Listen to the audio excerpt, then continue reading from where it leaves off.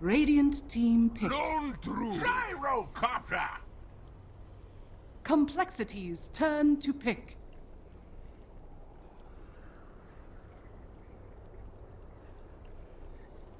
Tiny. Complexity's turn Welcome back, to everybody. Game number 3. It all comes down to this for Complexity. Come on, come on. Complexity, Digital Chaos. Game number 3. Who's going to be moving on to the ESL One Manila qualifiers Radiant into the grand team finals to back. face up against Elite Wolves? Find out as the draft is already underway. It's been pretty quickly run through as Complexity, or rather Digital turn Chaos to leaving ban. out the Wisp. They knew what was going to happen. Complexity, of course, first picked the Wisp. They knew what they had in mind in order to counter it, which is going to be Lone Druid and Gyrocopter to start. And then, of course, Complexity take the Tiny because it was Tiny. So, first round of the 10 draft go seconds through pretty remaining. quickly. Modpax, do you think that Digital Chaos's choice of heroes Radiant team is back. actually good enough to give away the Tiny Wisp to Radiant Complexity? team pick. Nope. Nope. All right. Ending Draft's analysis. You could go home, ladies and gentlemen. DC are losing the draft so far. Complexity's turn It's, to pick. I don't know. Like, they play it so well. Obviously, you know, sometimes, and most teams banned out first phase. DC did the first 2 games, but this time they're going to let it through. But there is a strategy to this, of course, because you know Complexity going to take the IO first. There's no question. Like, you know what's going to happen. So you guarantee yourself that 2-3. You set it up nicely to get yourself the Lone Druid and the Gyrocopter. Gonna hope it goes a little bit better than the first game. And you're going to hope that because they've committed to the 10 IO Tiny, they're not going to be able to punish you quite as hard. Like, they're going to have a little bit of a timer on the IO for the 5 relocate. You know, seconds generally you want to be a little bit greedier, try and get those levels up. You don't generally group up as early with that sort of a Reserve strategy. time. Now, maybe Complexity can kind of mix that up and still try and punish the Lone Druid, but I think that should give enough space that DC definitely have a pretty good chance of against this. Like, it's understandable why you're going to give it away if it means you'll get Lone Druid and Gyro. Yeah. Digital Chaos seem to be running a push strategy once again. I mean, I completely love this Undying, honestly. I think 1437 played it so well last game. It seemed like the most effective hero on the backlines. He fed the Tombstone a couple times, like, in skirmishes, but when it came to actual full-on team fights, I don't think the Tombstone ever died. It seemed like it was up and just spawning zombies for the entirety of the duration. Just excellent placement and the sustain. Like, he was throwing out soul rips, decays. I don't know, he looked really good. So if you know, at Digital Chaos, you're going to be running some sort of push strategy. Maybe they pick up, like, a Vengeful Spirit as their next support, and I don't know what kind of it. But if you know they're going to be going for pressure early, they obviously don't want to go late game against Complexity. It also just seems to be the most favorable kind of strategy for Digital Chaos right now is push. How do you stop that? Radiant team pick. Bounty Hunter is definitely not the hero. So I'm But not I'm- sure if Complexity or I shouldn't say no, Yeah. but not afraid of the push. There's another early lane. Complexity's turn to pick. That's good. That's something who can kind of stand toe-to-toe in that mid lane. Like, it's pretty hard to find someone who's survivable. But now the question I'm wondering is, like, what is Swindle's hero? Do you go for the Faceless Void? It's a little bit risky when it's like the IO Tiny, but at the same time, it has a nice setup for the, the relocate in. Obviously, it gives you that timer, but at the same time, I feel like you get more out of something like a Slider than you actually would out of the Faceless Void. But then you have to lane a 10 Slider, seconds who remaining. doesn't have all the abilities that this new fancy Faceless Void has. 5 seconds remaining. A hero that guarantees some farm, like Bat Rider, Reserve works time. well with Tiny Wisp. Yep. It can also potentially catch the puck or Gyrocopter on Undying. I don't know. That's the only hero. There's still Death Prophet. Tired, but that hero that coming into my brain. Yeah, no, Bat Rider is really solid. If that's something you want to go for, I don't know if it is something they pick up. Like, it's just so often that he goes back towards the Darkseer or the Slardar. Yeah. Which I like the it's Darkseer. a little out of it. Enchantress is still up too. But then you're up against a puck, so 10 pretty hard to bring him seconds down. remaining. Not that great up against the Bear. I like Darkseer just because it's a hero that I'm looking for a hero that guarantees Radiant team some back. early farm. Yeah. And so you'll have something before the push lineup comes in from Digital Chaos, and I am really hitting on the push lineup just because I feel like that was Digital Chaos's clear strength. They didn't execute 10 I think their seconds push remaining. lineup as well as Complexity did in game number 1. But 5 just seconds from remaining. some things I heard, it just seemed is left Reserve time. that kind of outlet, and their lineup's pretty good for it so far, right? Like, Lone Druid is obviously like can scale late into the game, but Gyrocopter Undying Puck, that's going to be all 15 to 25 minute dominance right there. That's a good ban, the Brew. Okay, where is Venge? All right, can you just pick Venge Radiant DC? team Like, honestly. Yeah, I was like, where the hell is the Vengeful Spirit? I thought Complexity was gonna potentially go, I thought DC was gonna go for it as their hero to couple with the Gyrocopter, and then they went Undying, then Puck. I think Venge is a really, really solid pick here. Like, Unless they maybe a Tusk. Tusk, maybe like Disruptor would be the other hero, just simply because you're facing up against a Tiny Wisp. But I really Classic. feel like you don't necessarily need to counter the Tiny Wisp so much if you could just end the game fast. Bane, okay. Okay, yeah. Something to go in the dual mid, that makes sense. The Venge, not quite as favorable there, so this will be very good against the IO Tiny. Yeah, that's a good point. Laning phase wise, if you want to look at supports that have stats, Bane is the hero. Yeah. Stats for days. So now, this is a really big pick. This is hard. I think Darkseer actually is the play, just because you have the Bounty Hunter, got a nice little bit of synergy, maybe you can get an early kind of, you almost want to call it like a lucky kill, where like the Ion Shell comes on the Bounty Hunter, and you're just like, oh, we were not expecting this, and suddenly you just did a Janata plus Ion Shell. Yeah. 5 seconds remaining. Tide Hunter. I'll go with the Tide. Okay, good. Good little setup there as well. It doesn't. It's like the Faceless Void in the sense of like the big AOE control, but it doesn't put the barriers that the Chronosphere does. Like you can still take advantage of them while they're stunned up. So he gets the decent early farm too. Isn't Undying the mid support though? I feel like Bane's just so much better at it though. Then you would have Bane Gyrocopter bottom lane against the Tidehunter. That's really tough because you can actually just harass the Tidehunter. Once he separates himself from the creep wave, you sleep him up, you get close range with Gyrocopter, and then Anchor Smash doesn't matter. It's just the magic damage that'll kill him. Yeah, it really just depends on how it goes early. That makes a ton of sense. Like if you can force him back in the jungle, he's go to the Iron Town. Possibly you can even see them rotate up and get rid of that hard camp because Tidehunter is someone who, he's not like a lone druid that can fully commit to the jungle and still be happy about it. If you force a Tidehunter completely off the lane and off that hard camp so he can't even come soak tower when it pushes in, then like that's almost game over, which we've seen for Swindle. So I'd really like to see them rotate up and deal with that camp right now for DC. Probably one of the most critical players here for Complexity is going to be Z-Freak, because this is it seems like a digital chaos. They try and strike that 15 to 25 minute mark where they're doing a lot of 4 or 5 manning, and Bounty Hunter is not particularly effective when it comes to actually fighting at that point in time. Obviously, if you have the power to win fights despite having a Bounty Hunter, then you start racking in Trackle, and that's amazing. But he just doesn't add enough to a team fight to be quite as strong as other supports. So if that's going to be the most dominant period of time of digital chaos, and they potentially can threaten your racks pretty early on thanks to Lone Druid and just their mid-game dominance, Z-Freak has to have a good laning phase. He has to really make sure that they win the laning phase. Otherwise, Complexity's lineup may come on just a bit too late. How do they kill this Lone Druid? I could see that being a serious issue here for the side of Complexity. Like, you don't have anything that you've really drafted to deal with it. You're going to have to rely on essentially like the static field, which can be helpful. The percent base can be really good up against the Lone Druid to start whittling them down, but one would assume you're going to be comboing up onto someone else with the Tiny. They don't really have any sort of like decent lockdown to hold them in place. You got the slows, but when it comes to like letting the Tiny wail on top of it, if Bulba actually gets up some items, now this was the issue last game, but again, it feels like they won't have that same punishment because of the IO. I don't know. I'm a little bit worried. So, okay, we got like a total mix-up here. We'll be the Zeus in the mid. Yeah, they are running the Tiny combination at top lane. And this is good because for Complexity because Zeus does beat out the Puck.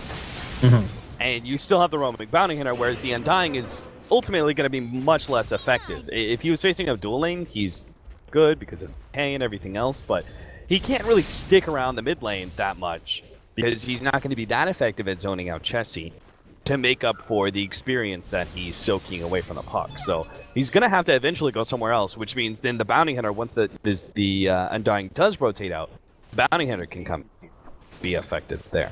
They already have the counter ward laid out for him, and it doesn't look like he has a counter of his own on the Bounty Hunter, which is a bit surprising. But I guess maybe just because they can just use the Zeus once he gets a couple levels. oh, that's true. He's spotted out here though, so that courier shouldn't be found out here. 4-3-7 back out to the bottom lane. Z-Freak makes his rotation into mid lane. Should discover pretty soon that the counter ward is there. Yeah, you can see he targeted the puck just to make sure, got the range to attack him, and then he instantly knows. Thing you always see those good bounty hunters players do when they run to the mid lane. Just target a hero and see what the creeps do. Dwindle's doing a good job at bottom lane. He's getting some really effective creep pulls off of the lane, so he's always keeping himself like a nice little cache of creeps to be able to farm up without standing too far forward and potentially getting caught by the sleep combination we were talking about earlier.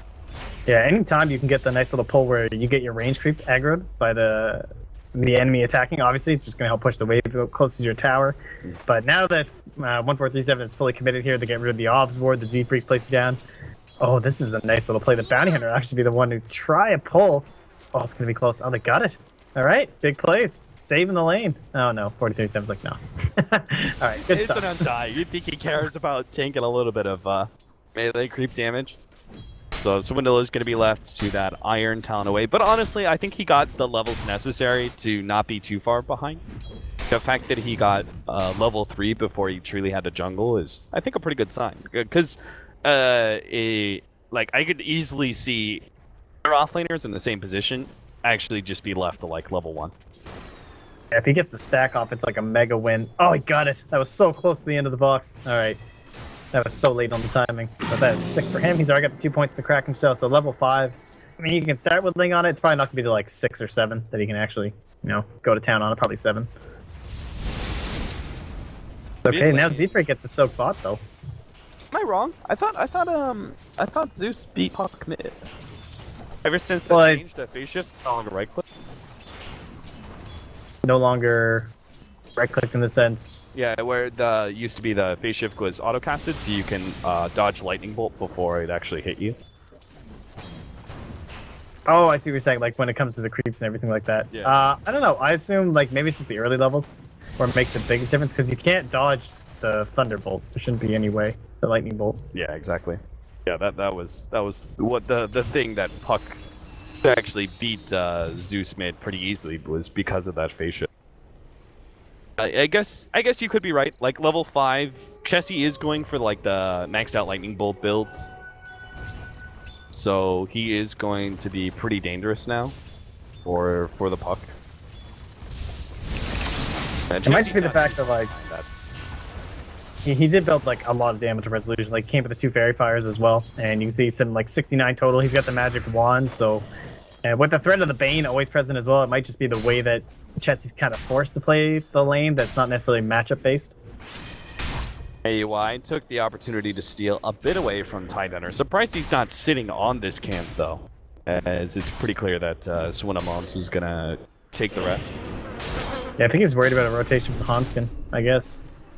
Trying to get Z-Freak, I think, a faster level 6 since the bottom lane's free anyway. Right, because Tidehunter's jungling. Oh, he's actually gonna rotate mid. I thought for sure he just sits in lane, right, until he gets his level 6. Oh, double TPs. The hell out of there. Hanskin's gonna make sure that Chessie's alright. Unfortunately, he breaks the coil. Not really the play, but do survive through that Dream Coil attempt. This is the thing about Puck though, there's like no way they actually get this kill, I don't think. Like Resolution would have to be playing really aggressive diving the tower. He still has both his fairy fires saved up here. And he can just go home. Well, now you can see like Chessie, that level 3 into the Thunderbolt, man, he's just shredding through them. But they'll push into the bottom lane. And there's no Chen this game, so the timing's going to be quite a bit later. You're still looking for this Midas on Bulba. His farm, pretty similar overall to the Tidehunter. He's actually a little bit behind him. Surprised. Z-Freak's a bit lucky. That kind of word was placed too far back or maybe a little bit too late. Say, put it a bit forward, maybe they could have caught Z-Freak. As it is, Tier 1 tower does go down. Z-Freak obviously can't stop this. That was always the issue with the old Bounty Hunter, where you actually ran him as an offlaner, is that you just push into him. There's nothing a BH can do.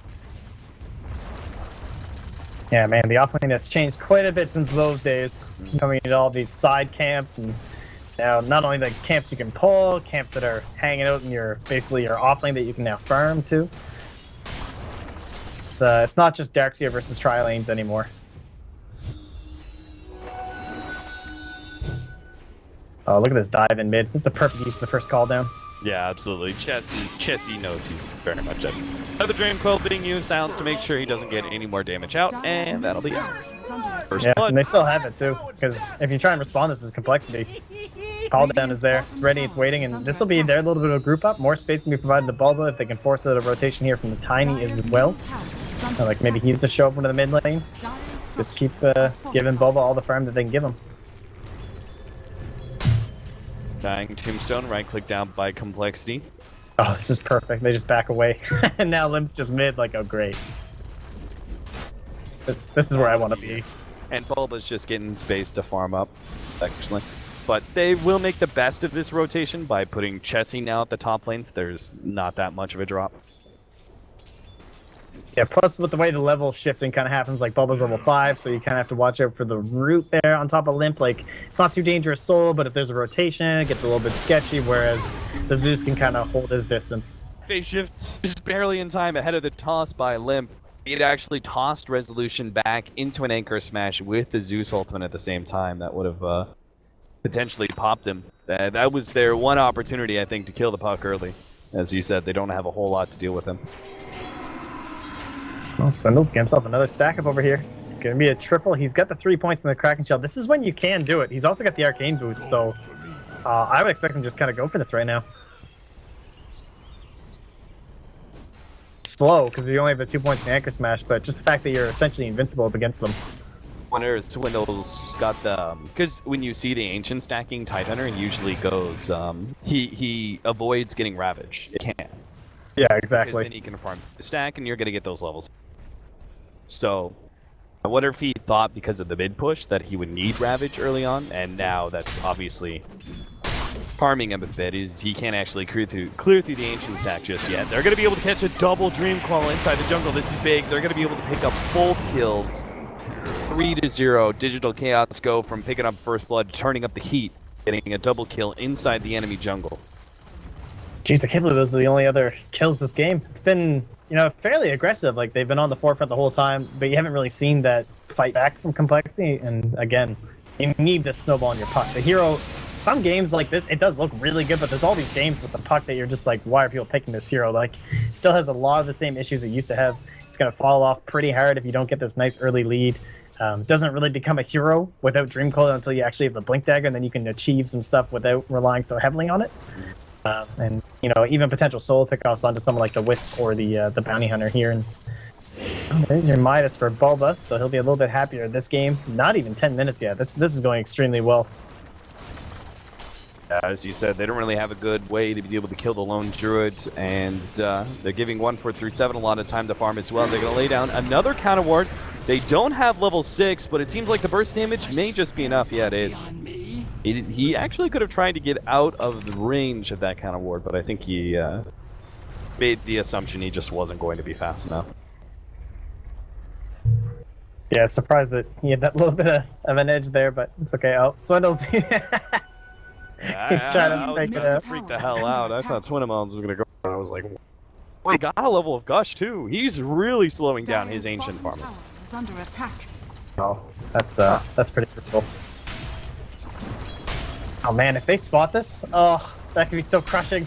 Like, they have 3 points in the flat cannon, they have call down as a threat. If they happen to, because they're going to be warding that area up soon, and if they roll up there with the gyrocopter, oh man, that is like disaster zone. I think he needs the 4th level of Anchor Smash. I wonder if it's just because of like the attack speed, like he's not as tanky to, like he can't take as long with the Anchor Smash being that weak now, just because all these changes to the auras. Like, it's not like the rest of the jungle creep where it's the actual amount of damage that you really need, but It's just the fact that these frenzy wars, man, they were kind of beating him down, even though he had the 3 points. Yeah, that and the change to anchor smash, so the damage reduction is less. Yeah, it's true. That probably hurts a lot. Radiant's bottom tower is under attack. Because I think it used to be 3 levels of Kraken Shell and 2 levels of Anchor Smash, and that was enough to essentially take no damage from the Ancients, or practically no damage. Yeah, and there were no Granite Auras or anything like that either, so it was really easy. Not the issue this stack, Radiant's but bottom tower is under attack. yeah, times were simpler back then. There were like Beastmasters throwing axes at ancient camps from the offlane. All right, Blink Dagger. Relocate. Here we go. Running for resolution, they will be able to pop him with the Blink Dagger. That's the first reveal. Track mode too. Yeah, that was actually a very critical pickoff. Of course, DC can forgive it. So you're like, okay, that's the Blink Dagger. Now we know. But still, Complexity executed that quite well. They're going to rotate a couple heroes. AUI is level 6, hoping to be able to catch Swindle. But he's already out. He is going for the mech build. I like this build for this game. They needed a mech hero. That's why I was in favor of the Darkseer. Yep. Swindle getting in this game makes a lot of sense. And now he can definitely take down the stack too. And that's like mech gold for sure. Be able to clean that up easy, and plenty to boot as well. He's actually gonna move only 500 away from his mechanism. And Bulba, he's a time bomb, but he's still ticking for quite a while. It's still only the Midas, 1,000 gold. Oh, Courier, Z-Freak, got it. Oh, one more. Oh, easy. Courier, but they're gonna lose Chessie, it looks like, as his magic wand can only do so much to save him. The Ravage does go out and catches 2, but there's still the Tombstone to deal with. Swindle can't really win this fight, as Limp doesn't really have an opportunity to make his jump inwards. Swindle's going to be chased down long time, but they managed to get the Fiend's Grip onto Limp as well. That's going to be an extra kill. Onskin can't stop this with the relocate still not up. He's going to be chased down by Yawar. What a disastrous fight for Complexity. Z-Freak gets the Courier, but Complexity will still lose a major fight in mid lane. This is where Bulba comes into the table. Doesn't need his... Oh, they're going to get Z-Freak as well. Wow. Woo! 2 towers possibly as well. Bulba just show up like, oh, hey, guys. Yeah. I come too. Thank you for the win, team. I will get the Radiance pre 20 minutes for you. Oh man, that is just one of those fights. Everyone kind of starts showing up one by one, quick pick after quick pick. The flat cannon canceling out the blink from Limp. So he wasn't able to reposition. You saw the Bane moving in, but there's nothing to do. Oh, and now it's blinking to the trees. Oh god, Limp! Not good. Complexity are just falling apart now in this best of 3. Limp throws the toss back. It does a good amount of damage, but he's lacking everything. The Tombstone is slowly but surely harming him. He will be able to get out of the trees. Looks like the best they can do is maybe kill the Tombstone. And that's it. Oh my god. What's going on? Complexity on full tilt here. Z-Freak. He's doing everything he can, man, to win this game for his team, but he needed that Spirit Bear kill so badly. Kid Orb of Venom, he gets that. Yeah. That's weird that he doesn't have it. Surprising. You're not exactly having slot issues on a Bounty Hunter, and we do see it a lot up against the Bear just to try and slow down that, I don't even know what you call it, recall. That's the one. Radiant's middle tower is under attack. Alright, Resolution is the Blink Dagger. This is like showtime now for the puck.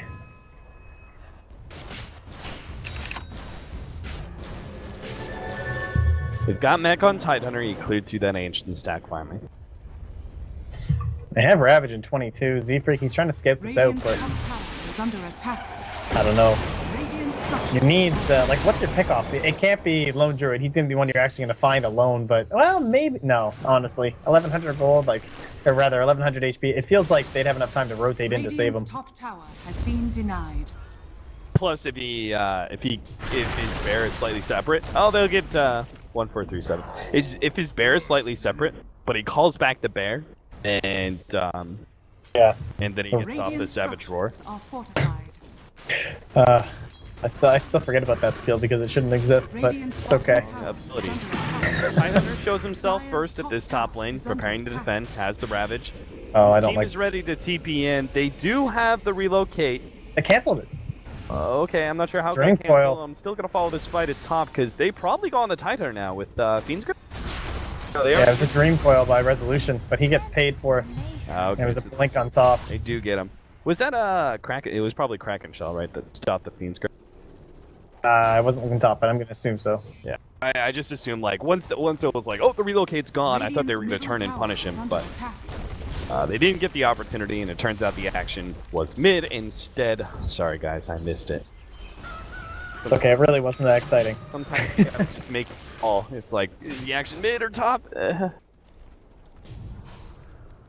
Oh man, again the resolution dying. Can't have that happening. You know, he doesn't have any kills on top of him bounty wise, but he's slowing down. Like Puck is one of these heroes that you really want to be well above the Zeus that you kind of dumpstered in lane. Like, Yeah. but now he's only 300 above. He only has the blink dagger. He's far away from the Yules, which you feel like you really need up against this Tide Hunter as well as the bounty hunter. Like keeping an eye on you. Swindle opting not to go for the ghost play on the Undying, probably for the best.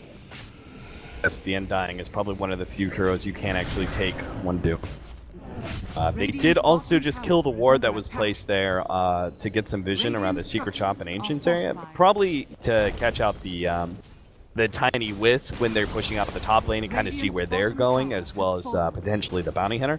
But ward gets taken away pretty quickly, and Complexity do take the tier 1 at bottom lane. But to build on what you were saying about resolution dying, it's build up on limp that is really becoming so dangerous. Oh, it's scary. I mean, he's downright like terrifying. They're not leading in experience. They're almost gonna be leading in gold here. They're starting to knock down these towers. So of course, Bulba, like, there's a couple big shifts in this game. Relocate was one, and then Radiant will be the other. He needs to get a relocate play, but he's not gonna have the opportunity. It seems like. Not sure if he thought there just wasn't going to be enough time, but or maybe he was afraid of the Dream Coil counterplay. Relocate up the top lane. They're actually going to be able to catch Bulba. That's big. You can't run. Wow. So that's probably what it was, right? It was probably Hanskin going, if I try and do the relocate save, I'm just going to get Dream Coiled. I'm just going to give an additional death. So better to leave him behind and just, you know, leave it at a one pickoff. That's pretty smart. That's a lot of restraint. Regeneration. Yeah, no, it's always hard to make those plays because you're always just like, I'll save you. I know I can do this, but it just wasn't there. Mean, especially if you're like really good at Wisp, like Hanskin knows he is. Yeah. If you can get the timing like, you know, just perfect, it can literally be like the same frame that you use Tether on him. And maybe that's, you know, far enough back that you don't get hit by the Dream Coil. But I guess, well, speaking of resolution, his Dream Coil and everything, his item buildup is... Wait, did he just buy... Oh, he bought a Veil. I saw the double robes, and I thought he was actually going to go for the Orchid, but that's like this whole change. Yeah, this is solid. We see this item picked up so much more. Like, it's actually given value these days, you know? Okay, no. I like this. Excluding the one part where they're dealing with the magic burst damage of Tiny and Zeus.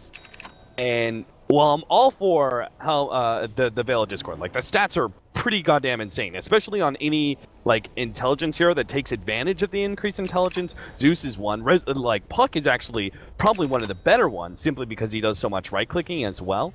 If you just look at the stats for the amount of gold it costs, it's actually goddamn insane. 6 armor, 6 to all stats, plus another 18 intelligence, 6 damage. That is an insane amount for what is it, like 2250 or something like that for Veil of Discord. But then you include the fact that you've got a pretty magic damage heavy team, or at least just you paired with Yoar's Gyrocopter. That's lots of magic damage. I think it's a pretty smart choice, excluding the fact that he's still gonna get bursted down by the Tiny. Yeah, it's gonna be pretty hard to still, you know, you don't have that nice defensive Yules. Oh my god, can I get ball back again? They get the Ravage, Swindle makes his jump in, catches Resolution as well. Complexity back in the game with this one, as they're going to be able to get 3 and maybe even 4. Z-Free comes in from the side, not going to be able to slow anybody down. It's too dangerous for that, but Complexity off the back of Limp being able to get some of these pickups. They will get 1-4-3-7. They've got him in hand with Gush. Combination. Oh, Gem! 4 down, Gem on the ground. I don't know how many track kills that was, but probably at least 2. Yeah, it looks like he had 2 tracks at least put up that fight, but even if he's knocking those track fights, like, or the track gold under those towers, it's these wards that Z3 have been placing. Like, obviously, it's incredibly crucial whenever you're running the IO Tiny strat, but you can just see there, the synergy they had coming in. I didn't think they were even going to go kill Bulba, but Swindle's just showing up so farmed right now. Like, compare him to Bulba, it's unreal. He's somehow 1100 gold above what seemed to be almost a free farming lone druid for a pretty big majority of this game. Where did the gold go? Does he have a relic on the bear? Is there All right, the Radiance recipe's on the courier. That's where his gold went. But man, He probably That bought it Radiance out is one of the fire. times that he picked off. yeah. Because normally you're going to try and go for the relic first, but you can save some of your unreliable gold. That's pretty rough. Oh, they're going to get one. Yawar's dead. This tiny. It lives doing well, but complexity, I think, are also just. Like Swindles has 124 last hits, and Bulba Radiant's has 80. middle tower is under attack. Feels like something. It's crazy. Like, I mean, I know he's getting like some ancient stacks and he was abusing that side camp really well, but this is like, you're talking like peak performance in terms of GPM from this Tidehunter right now. Radiant's middle tower is under attack. Here too. About to fall. Radiant's middle tower has fallen. Sleep goes down, still hoping to be able to get their jump. There's no Ravage from Swindle. They should know that too. The Fiend script laid out. They get the silence on a Hanskin as well. Resolution positioning himself really well here. Dream coil even to make sure that there's no opportunity for the relocate. Oh my god, he almost got it. Hanskin was so close, but broke the tether towards the tail end of that relocate out. Looks like Limp may not survive. He's actually going to be caught by the puck. There goes the silence, resolution, pouncing on complexity the moment he sees weakness. Be able to find a bit more. Everyone else from complexity will be able to get out though. All right, well, that throws away a little bit of the lead that you had achieved there. You can, man, look at that net worth graph. It was starting to spike its way down there, and complexity looking like they were going to start to close out the rest of this map here. But DC, they're bringing it back. Obviously, Puck, great chasing potential. Even if you have to use the Dream Coil on just the IO, it did secure away the fact that he couldn't get off that relocate. So solid stuff there. And now, if he can start building up towards that, oh wow, he's actually going straight for the Aghanim Scepter, knowing how far they are behind. That's a bit interesting. Is that really Axe? It's a unique build. Especially unique because Tiny and Wisp, like normally you don't go BKB on Tiny, you don't get it on Tidehunter. You're unlikely to get it on the Zeus, so there's not a whole lot of that. The BKB I just see like in the so much. Yeah, no, I don't know. I see so much value in the Yule Scepter this game, honestly. There's a lot of great situations to have it. Even if it's just debuffing track. There is a stat buildup though, because the Yule Scepter, you're gonna die if you get caught by the stun toss, right? If you're not fast enough to phase shift or you. With this Veil, especially with the increase in armor, you can stat up, which is what Aghanims allows you to do. You can survive through that combination, because if you survive through the magic damage and then the armor damage, the physical damage, a couple swipes from the Tiny isn't gonna be doing as much either because the big boost in armor. You might be Resolution might be looking this more at a standpoint of what item is going to allow me to survive through this combination in order to get off all my spells. Yeah, no, it definitely is understandable in that sense, and it doesn't ever really fall off. Like, it's not an item that you're ever really gonna regret, in the sense, like, as long as you actually get it completed, obviously. Yeah. So, not too shabby here. They're getting a little bit aggressive here. They're not gonna find what they're looking for, though. But all the wards are so aggressive from complexity, they don't actually see where they are, so it might still pay off. So many towers knocked down by both sides. I guess Roshan will be the next big factor here. Neither team having a clear edge, really. It's pretty even between Puck Gyro as well as Tiny Tidehunter. Dire's Oh, this nice little backstab, though. Patience from Swindles. Okay. Those are ready to go with that Ravage. Great positioning, though. UI Look where is they gonna be popping that smoke. Are they able to? Oh, nice sleep. There it is. The silence goes down. This is actually going to stop some of this initiation. Swindle should still be able to get off the Ravage, and to great effect too. Still hits it on all 5, and Digital Chaos are just falling apart now. Bulba, he's not going to have a way out of this one. Yawar's fighting out futilely against all of complexity. They only got the Zeus. The sleep was good. AUI's response was pretty damn solid, but it wasn't enough for them to be able to win the fight. The trap had already been set up by Complexity, and AUI will be that 5th hero down. Complexity, the wipe on Digital Chaos in return for what was that, like, 15-minute wipe that DC had on Complexity. Tables have turned. Man. Radiant's top 2,000 gold for the Bounty Hunter. What a hero. 3 tracks. Must have snagged himself a kill as well there. Yeah. Oh, no. Did he get a triple? tower is under attack. He got a triple. What is this? Bounty Hunter. Yeah. Alright, that's just some Dota 2 action right there. So Z-Freak's rich as hell. He can, like, go for the, well, I guess they already have the mechanism up on the Titan. I was going to ask you, like, what do you go on a build 4-position bounty hunter where somebody else is already getting the mech? Do you think... Do you, Dagon like, or Orchid? consider Pipe? Because the Wisp is already has actually the helm Hood of Defiance, so that feels a little inefficient. I think without a Yule Scepter, you just buy Orchid for resolution. Kind of like force him into something. Either that or even a Blink Dagger is fine for Z-Freak. Yeah, it's pretty smart. He's so far away from a defensive item at this point. This is up. They almost have level 3 grow on Tiny as well. So he has the AC. Any other auras? They're building the what looks like I assume to be the Shibu Guard on the Tidehunter. It's definitely the standard. Just a casual cloak to hang on to. Very solid up against the puck too. It's very similar to Zeus. Like there's no reason not to get casual cloaks. I think Complexity see a lot of value in that. And I forget who I was talking to. Someone told me that was a very common thing in Han. Yes, that was. Everyone did the casual cloak build in Heroes of Newerth. And it's something that's been like totally passed over in Dota, but honestly, it makes quite a bit of sense against a ton of heroes. Yeah, you could definitely see the. I mean, both of these teams, right, do have, or sorry, not both of these. I don't think anyone. I don't know about Samel and UR, but I don't think they played Han at all. Radiant's I don't think so. bottom And nobody tower else is from under DC. attack. So, but Complexity obviously was like all of them were actually. Dire's top tower. Yeah, this was like their Radiant's team, like Stay bottom Green, tower I has believe. fallen. Sunskin. Oh, trying to go for that relocate out is actually successful. He got the relocate part out, the initial part before the silence. But Can he create that the means he couldn't distance? tether to limp, but it looks like that's fine. Still gonna die out. Yeah, nothing you can do here. Just waste their time. Got the whole entire pipe though. That's what happens when you have a Wisp paired up with a bounty hunter, and the laning phase goes all right, and you get into the full mid game swing of things, and your cores are owning. Starts racking in.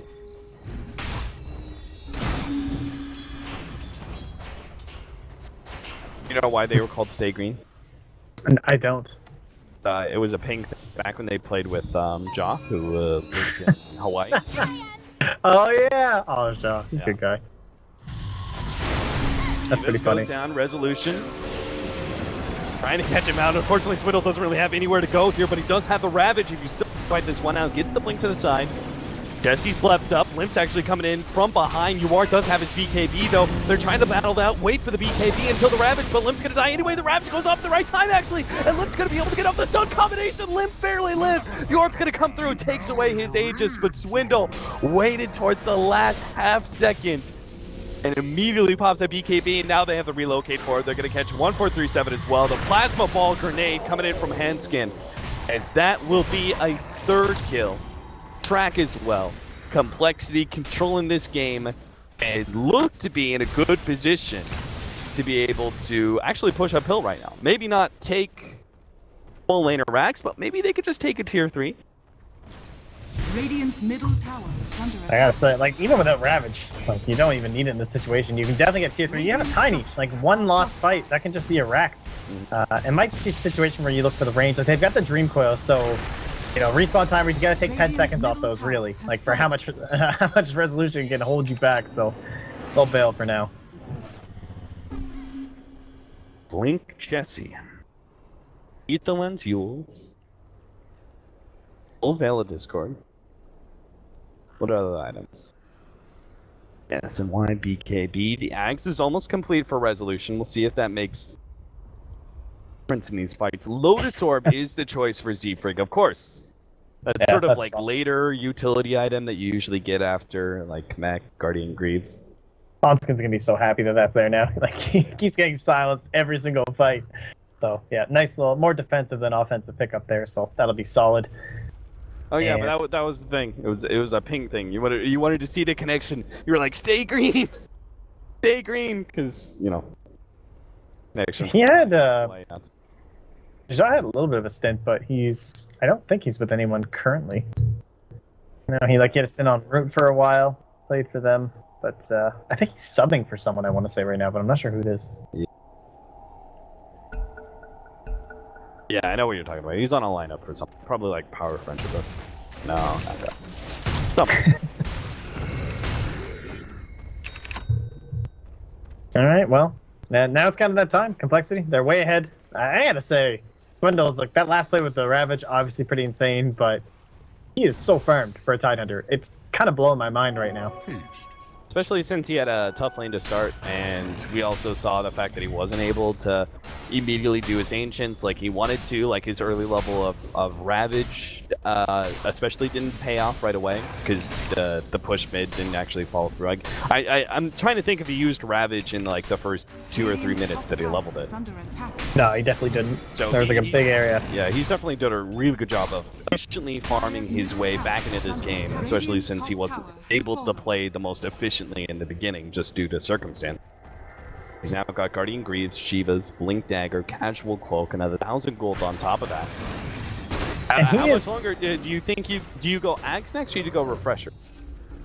I'm a big fan of the Refresher and everything. Yeah, the Ags is cute. I don't think it's as good as, you know, everyone makes it out to be. It's pretty cool. I'll give him that, but I just feel like you get way more value out of the Refresher. Yeah, I'm an Ags and Aghanim's man. And Ags, Octarine. I mean, I'd love to, but I don't know. I just feel like Refresher's so good. Like, double Ravage.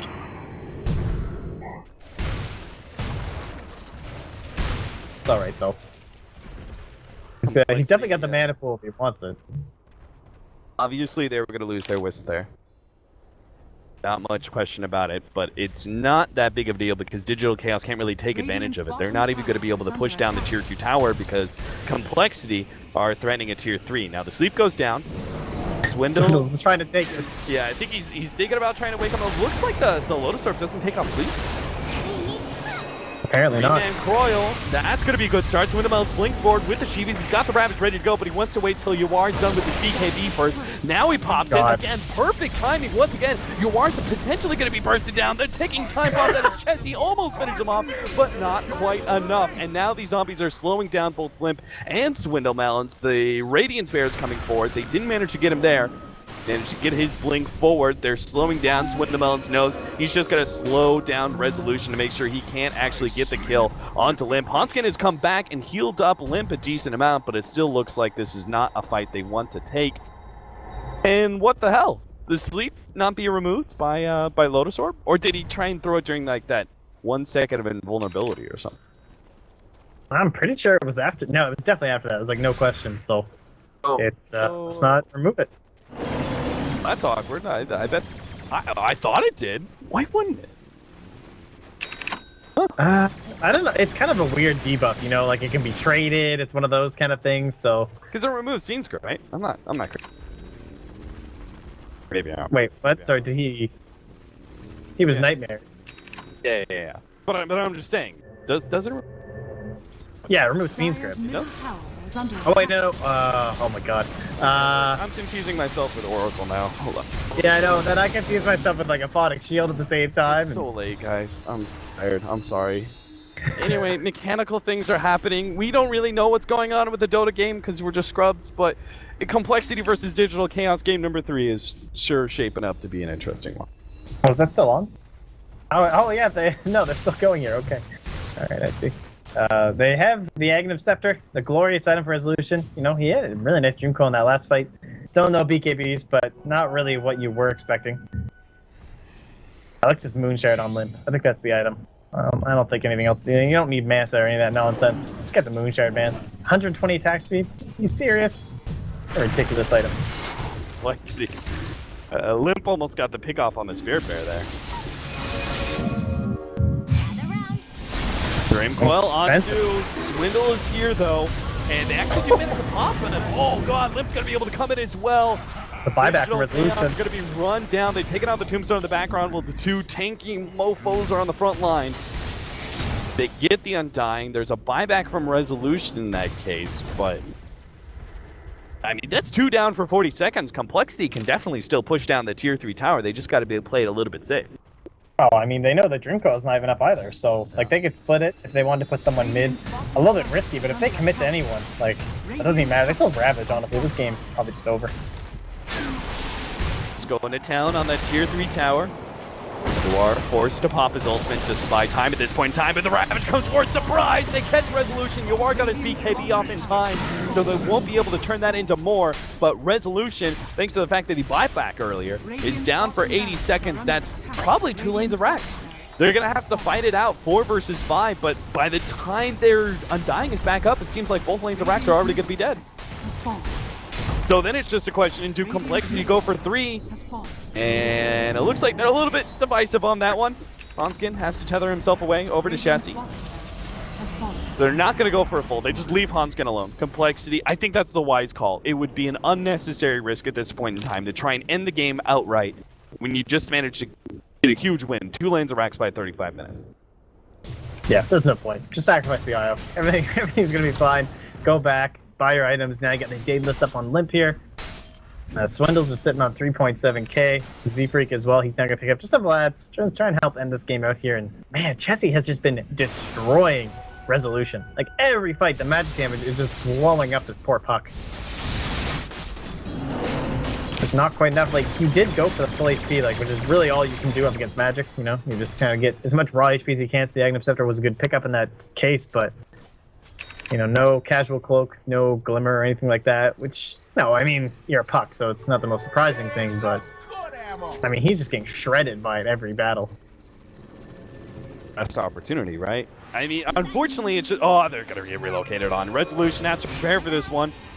Got the Dream. Oh, wait. Oh, no, the Sleep actually managed to dodge the Dream Coil into Limp. That's not good. He's going to try and go full out for Mega Creep. Hanskin is definitely dead. Limp is not going to be able to finish up this lane of Rax, unfortunately. He will die. The melee Rax has the opportunity to heal back up, but Digital Chaos, I don't think they have more options. They got to push in. They got to go all out at this point in time, because you're just going to get ratted for that last one. Yeah, once Ravage is back up, I mean, the game's, like, this is child's play right now. That was just like, I'm going to see if I can do it, guys. Because we can't do anything without Ravage anyway. Like, there's no point risking anything without Ravage, so. Okay, there you go. That's the play. Yeah, that is definitely the play. Agree with this wholeheartedly. Oh, nice pick up on the bear. Oh, Complexity. The only real gank they can at this point in time. We do have Swindle real close to a refresher, by the way. And probably wants to hold on to buyback. Just in case. You never really know. Could they? Honestly, if I had a choice, I would probably definitely take the extra life on Tide when he's got Shivans and stuff. He's just so disruptive. Anchor smash as well. Trying to buy time. 15 seconds is all they need until the Tiny's back up. And the bottom lane is pushed in too. So the moment the Tiny is back up, they can actually go for that top lane of Rax. Hell, they can go for tier 4s if they want. Yeah, so. if they don't have Cliff. Okay, yeah, they go back. Yeah, That's good. They know it's like if all the lanes were pushed out, maybe they could hem and haw and sit there in the middle lane and try and force a fight. But they watched that last series. Oh yeah. Backdoor protection is apparently not guaranteed anyway, so especially when creeps are inside your base, don't mess around. Man, I'm with Archon. That was they were so salty about that, but that was, I mean, I don't it's know. been known.